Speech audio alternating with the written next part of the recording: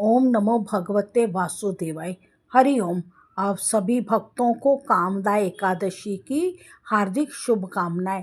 वासुदेव भगवान आप सब भक्तों के घर सुख, शांति, समृद्धि और निरोगता को बनाए रखें। सारे विश्व में सुख शांति हो, ऐसी भगवान के श्री चरणों में हमारी विनम्र प्रार्थना है। कामदा एकादशी व्रत की कथा। युधिष्ठिर ने यदुकुल भूषण श्री कृष्णचंद्र जी से कहा, हे जनार्दन, आपको कोटि कोटि नमस्कार है। आप कृपा करके चैत्र मास के शुक्ल पक्ष की एकादशी का नाम, व्रत विधि तथा विस्तार पूर्वक वर्णन कीजिए। श्री कृष्ण ने कहा, हे युधिष्ठिर, एक समय राजा दिलीप ने गुरु वशिष्ठ जी से इसी प्रकार निवेदन किया था तथा महर्षि वशिष्ठ जी ने कहा, हे राजन, चैत्र मास के शुक्ल पक्ष की एकादशी का नाम कामदा है। जिस प्रकार अग्नि सूखे काष्ठ को जलाकर भस्म कर देती है, उसी प्रकार इस कामदा एकादशी के व्रत का प्रभाव से मनुष्य के समस्त पाप नष्ट हो जाते हैं और पुत्र की प्राप्ति होती है। अब मैं तुम्हें इसके व्रत का महात्म सुनाता हूँ। प्राचीन काल में एक रतनपुर नामक नगर था। उस नगर में ऐश्वर्यवान राजा पुंडरीक राज्य करता था। वहाँ पर अनेक गंधर्व, किन्नर और अप्सराएं निवास करते थे। उसी नगर में ललिता और ललित नाम के दो स्त्री पुरुष अत्यंत वैभवशाली घर में निवास करते हुए विहार किया करते थे। उन दोनों में आपस में इतना घनिष्ठ प्रेम था कि अलग हो जाने पर वे अत्यंत व्याकुल हो जाते थे। एक समय की बात है कि राजा पुंडरीक अनेक गंधर्वों सहित एक सभा में क्रीड़ा कर रहे थे। उस समय वहां पर ललित गंधर्व भी सबके साथ गाना गा रहा था, किंतु उस समय वहां पर उसकी प्रियतमा ललिता नहीं थी, जिसके कारण ललित गंधर्व उसकी समृद्धि के ध्यान में मग्न हो रहा था। उसे अपने गाने की ओर किंचित भी ध्यान न रहा और वह अशुद्ध गाना गाने लगा। इसकी चुगली नागराज करकोट ने राजा पुंडरीक से कर दी, जिसके कारण राजा ने क्रोध करके ललित को शाप देते हुए कहा, रे दुष्ट, तू मेरे सामने गाता हुआ भी अपनी स्त्री की समृद्धि कर रहा है, इसलिए मैं तुझे श्राप देता हूँ कि तू कच्चा मांस और मनुष्य भक्षण करने वाला राक्षस हो जा। तो महापापी है, अतः अपने कर्म का फल भोग। राजा पुंडरीक द्वारा श्राप मिलने के कारण वह ललित गंधर्व उसी समय राक्षस बन गया।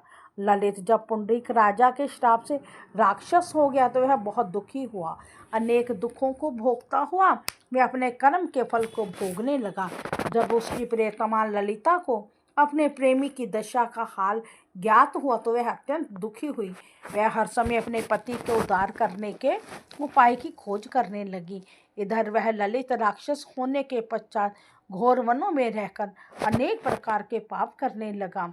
उस समय उसकी स्त्री ललिता उसके पीछे पीछे जाती थी और उसके इस हाल को देखकर विलाप किया करती थी। एक बार ललिता अपने पति के पीछे पीछे भ्रमण करती विंध्याचल पर्वत पर जा पहुंची। उस स्थान पर रिंगी ऋषि का आश्रम था। वहां पर ऋषि को देखकर ललिता उसके पास जाकर हाथ जोड़ प्रणाम कर विनय पूर्वक बोली, हे मुनि, अब मेरी विपत्ति का निवारण कीजिए।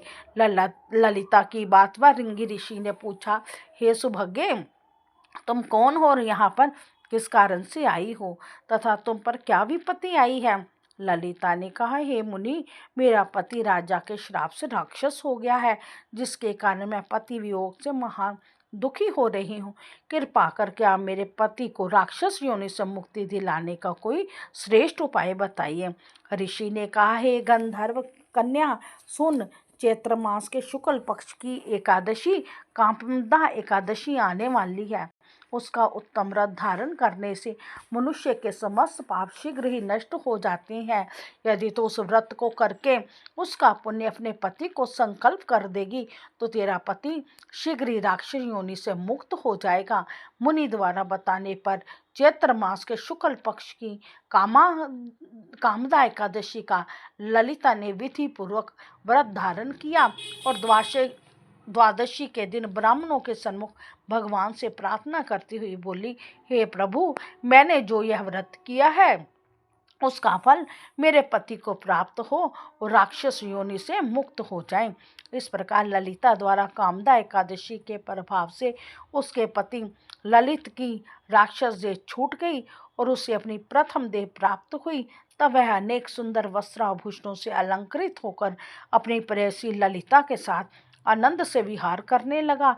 श्री कामदा एकादशी के प्रभाव से वह दोनों पहले की अपेक्षा अब और भी अधिक सुंदर हो गए और पुष्पक विमान पर बैठकर स्वर्गलोक को चलेगी।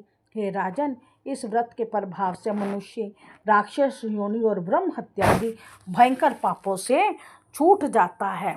बोल बांके बिहारी लाल की जय।